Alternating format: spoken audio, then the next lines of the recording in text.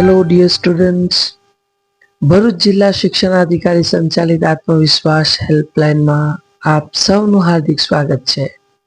હું છું ઇમ્તિયાઝભાઈ ગાંચી, દયાદરા હાઈસ્કૂલમાં અંગ્રેજી વિષયના શિક્ષક તરીકે સેવા બજાવી રહ્યો છું.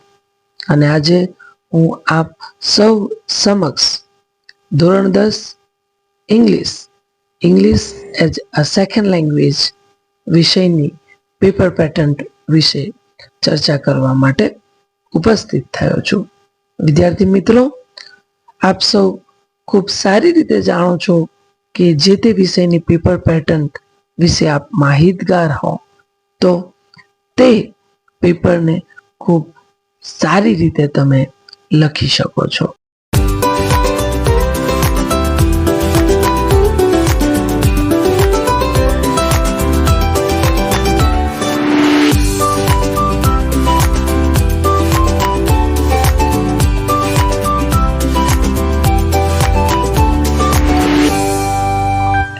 આપ સૌ જાણો છો તેમ ઇંગ્લિશનું આ પેપર કુલ 5 વિભાગમાં વિભાજિત કરેલું હોય છે અને દરેક વિભાગ માટે અલગ અલગ પ્રશ્નો થકી ચોક્કસ માર્ક્સ એલોટ થયેલા હોય છે.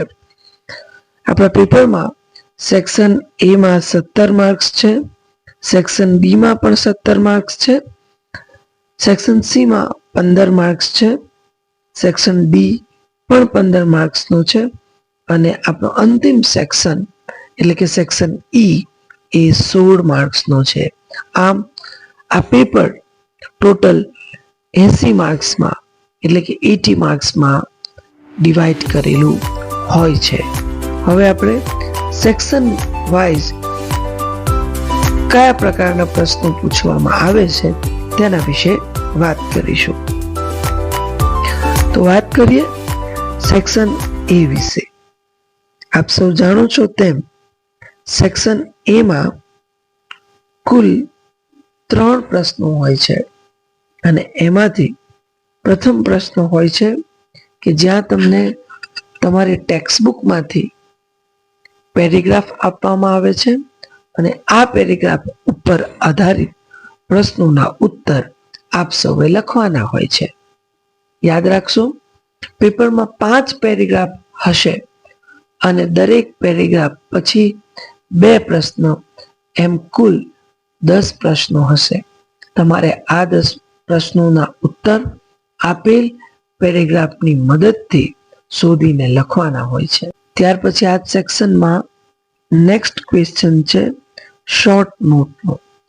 તમારી ટેક્સ્ટબુકના પ્રોઝમાંથી કોઈ પણ 2 શોર્ટ નોટ્સ પૂછવામાં આવે છે અને આમાંથી કોઈ પણ એક શોર્ટ નોટ આપ સૌએ લખવાની હોય છે કે જેના 3 માર્ક્સ એલોટ કરવામાં આવે છે.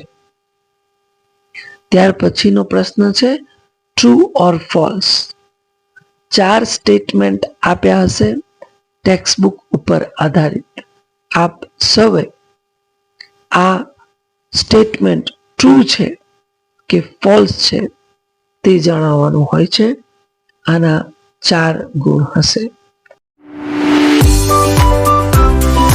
સેક્શન બી પણ આખો કોમ્પ્રિહેન્શન ને ડેડિકેટેડ છે એમ કહીએ તો ચાલે. અહીંયા પ્રથમ કોમ્પ્રિહેન્શન એ તમારા પોએટ્રી સેક્શનમાંથી છે. આપની ટેક્સ્ટબુકની કોઈ પણ એક પોએમનો એક અથવા એકથી વધુ સ્ટેન્જા પર આધારિત 3 પ્રશ્નો પૂછવામાં આવે છે. તમારે આ 3 પ્રશ્નોના ઉત્તર આપેલ સ્ટેન્જાની મદદથી લખવાના હોય છે. ત્યારબાદ ફરી એક એક્સ્ટ્રેક્ટ અને સાથે 5 પ્રશ્નો, પરંતુ આ વખતે એક્સ્ટ્રેક્ટ એ તમારી ટેક્સ્ટબુકમાંથી નહીં પરંતુ તમારી સપ્લિમેન્ટરી રીડર એટલે કે બ્લેક બુકમાંથી હશે. ત્યારબાદ તમને એક નોન વર્બલ ટેક્સ્ટ આપવામાં આવી હશે. નોન વર્બલ ટેક્સ્ટ એટલે કોઈ ટેબલ, કોઈ ઇનવોઇસ, કોઈ ટિકિટ અથવા બીજી કોઈક રીતે ગ્રાફથી રજૂ કરેલ ડેટા અને એના ઉપર આધારિત બીજા 5 પ્રશ્નો હશે કે જેના પ્રશ્નો તમને જે નોન વર્બલ ટેક્સ્ટ આપવામાં આવી છે તેની મદદથી લખવાના હોય છે. વિદ્યાર્થી મિત્રો, જે આપણા વિઝ્યુઅલી દિવ્યાંગ સ્ટુડન્ટ્સ છે, સ્વાભાવિક રીતે એ આ પ્રશ્નોના ઉત્તર તેઓએ નોન વર્બલ નહીં પરંતુ એમને એક પેરેગ્રાફ આપવામાં આવશે જેમાંથી શોધીને એમને લખવાના હોય છે. નેક્સ્ટ ક્વેશ્ચન ફરી કોમ્પ્રિહેન્શન છે, પરંતુ અહીંયા તમને એક ડાયલોગ આપવામાં આવશે અને એ ડાયલોગ ઉપર આધારિત પ્રશ્નોના ઉત્તર આપ સૌએ લખવાના હોય છે.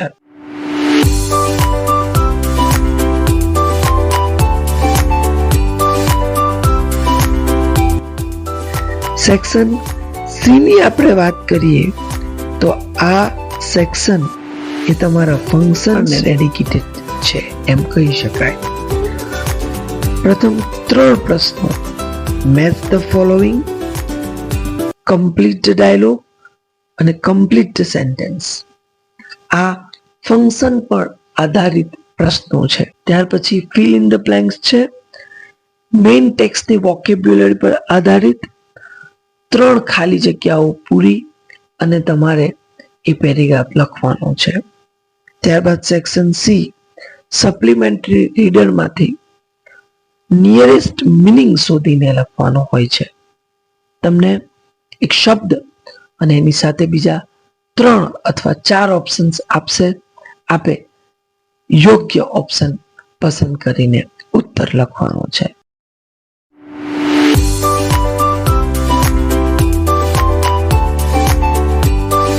હવે આપણે વાત કરીશું સેક્શન ડી ની. સેક્શન ડી એ ટોટલી ગ્રામર ઓરિએન્ટેડ સેક્શન છે કે જેમાં શરૂઆત થાય છે 2 ગુણના ડાયરેક્ટ ઇનડાયરેક્ટ થી અને ત્યાર પછી આપેલ કંજંક્શન માંથી યોગ્ય કંજંક્શન પસંદ કરીને 2 વાક્યોને જોડીને ભેગા કરવાના હોય છે. ત્યારબાદ ફરી ફિલ ઇન ધ બ્લેન્ક્સ છે.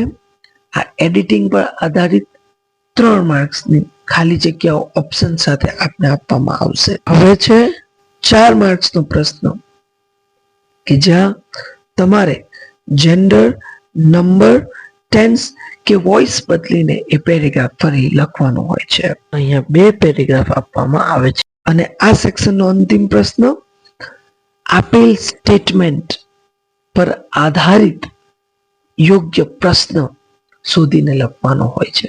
સ્ટેટમેન્ટમાં કોઈક એક શબ્દ અથવા શબ્દ સમૂહ નીચે અંડરલાઈન હશે.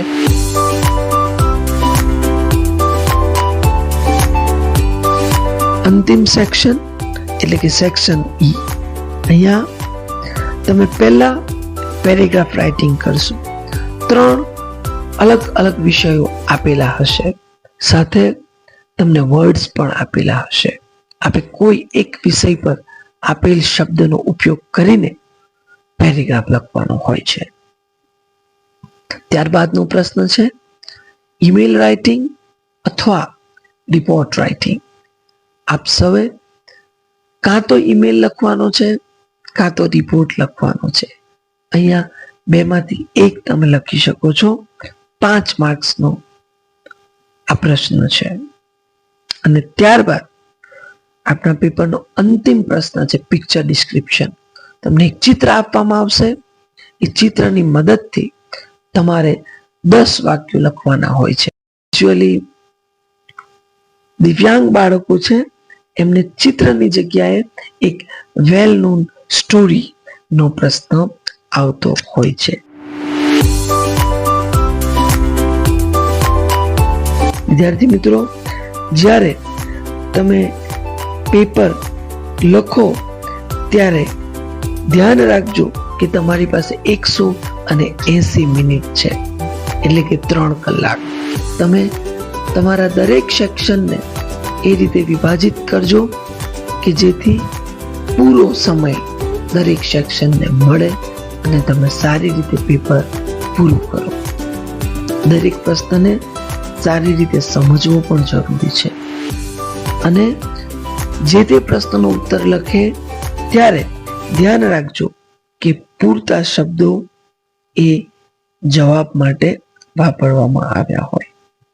આપ સૌ કોન્ફિડન્ટ થઈને આ પરીક્ષા આપશો તો ચોક્કસ ધારી સફળતા મેળવી શકશો.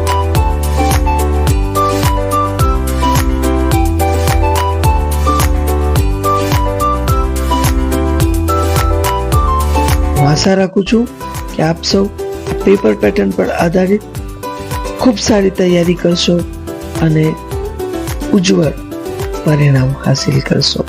બસ આ જ શબ્દો સાથે આજે આપણે છૂટા પડીએ છીએ, પણ જતા જતા આ ચેનલને સબસ્ક્રાઇબ કરવાનું ભૂલશો નહીં.